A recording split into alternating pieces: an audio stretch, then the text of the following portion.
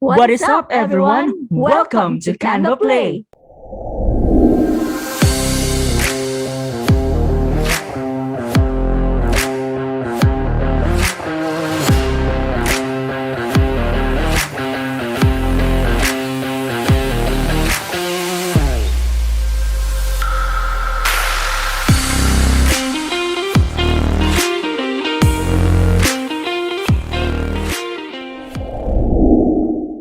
Hi, Godsends and good hearts.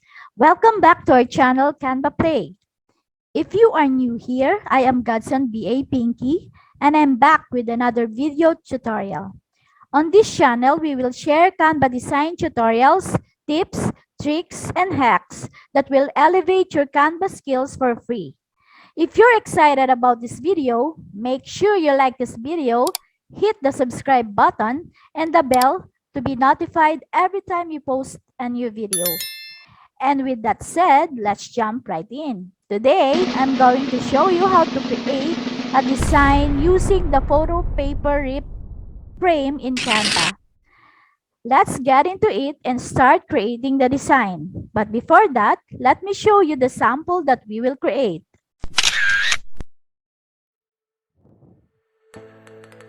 Before that, let me give you a little insight about the element that I'm going to use. You can find a lot of paper rip frames in Elements. They were frames where you can insert the photo of your choice inside, and automatically the photo will be designed with the ripped already. I will show you an example of this. Go to Elements and search for paper rip frames.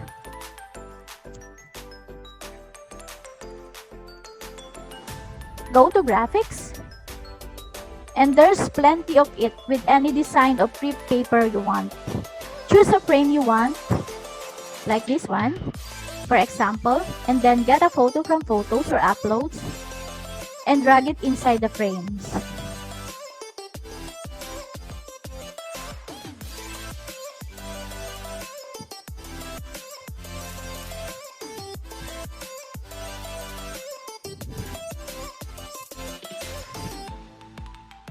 Since it has two rip frame to fill, you will drag the same photo and align them perfectly. And this is how it looks like after you insert it. It is a photo with a ripped paper inside. But with these frames, the ripped part is fixed. It's fixed in the frame and you cannot reposition it. Good thing is, this time, I will be using a different kind of ripped paper frame, but it's not from Elements. Instead, it's from Photos. It's a cut-out ripped paper where you can move and position anywhere in your photos to create an illusion of ripped photos. So again, I will repeat. The keyword for the usual frame with rip is from Elements, and the keyword is paper rip frame. The element that I will be using in this design is from Photos. And the keyword is the same, paper rip frame. Okay, I made it clear. Let's now create the design. But first, let's erase this first and create a new blank Canva design editor. First step, drag a photo from Uploads or Photos. Set the image as background. Duplicate the page and set it aside for later use. Go back to the first page and go to Photos and search for paper rip frame. These are the photos that I was telling you. There's a lot of it with different look and styles, bends and sizes. With this design, I will choose the second photo. I mean this third photo.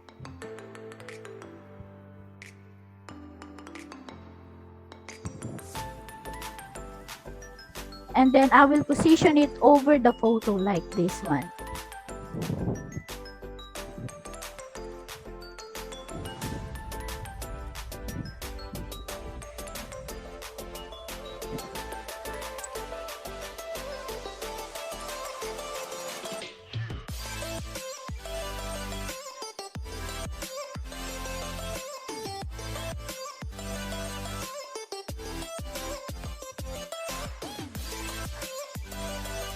Next step, I will create an illusion of the other part of the photo like it has been stained. So I will go to photos again and search for stained paper. You will be amazed for finding many photos to choose from. So excited to use them all.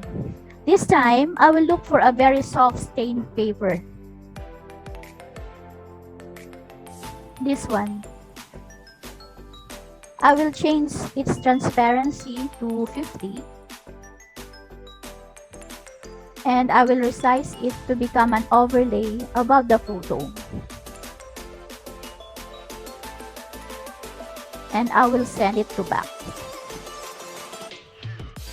I will also lock it. After that, I will download it as PNG and upload it back to Canva.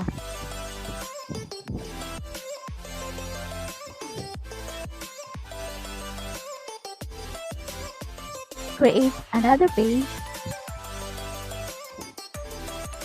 Drag in there the PNG we downloaded.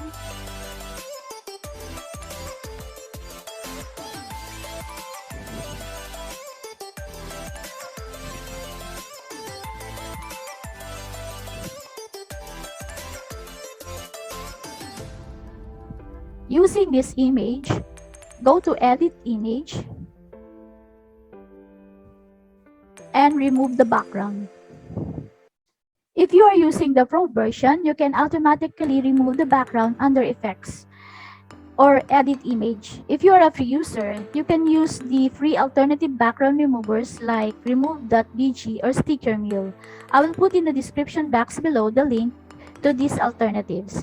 If you want to have a Canva Pro account, I have a link in the description below that will give you access to 30 trial days of Canva Pro. It's completely free and you can cancel it at any time you want, hassle-free.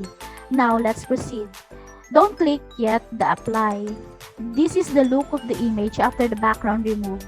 By using the restore tool, I will restore the entire photo to bring back the original look of it.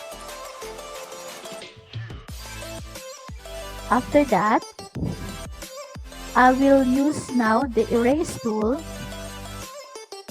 to erase the other portion of the photo that I want to delete.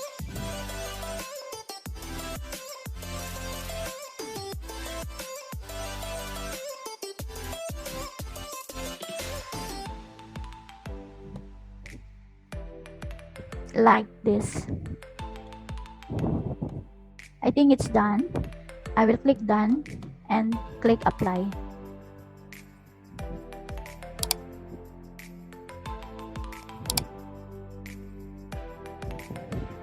Now, go to edit image, go to adjust, see all, and I will change the settings of the saturation to 25 and clarity to 25.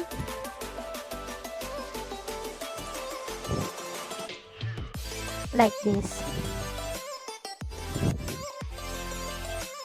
I changed the settings to create a more intensified stain look of it. Now, I will position and align it by dragging it down to the image I set aside a while ago and then position it like the original photo at the back. Like this. And then I will lock it again. Then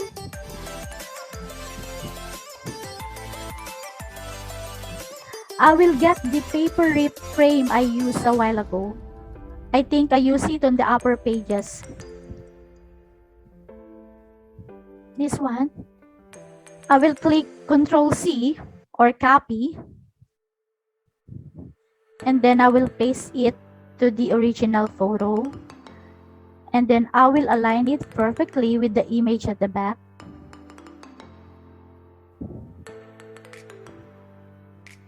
And it's done. This is now how the look of the design I made.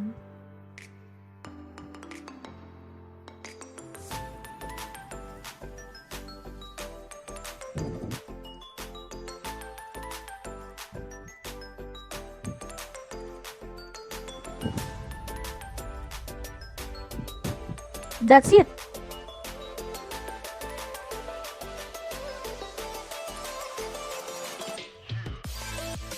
For more design inspirations, watch this.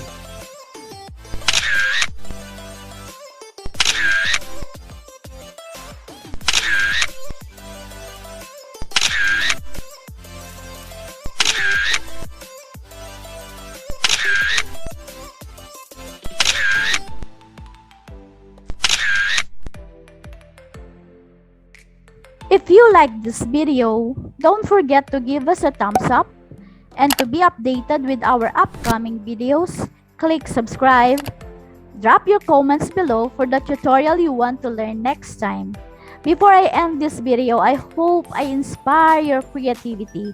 I'm Pinky, your Godsend BA, and in behalf of Simon, Goodheart BA, thank you for watching this till the end. Don't forget to hit that little bell icon so you don't miss the next video from Simon with another exciting Canva tutorial. Bye guys! See you in the next video!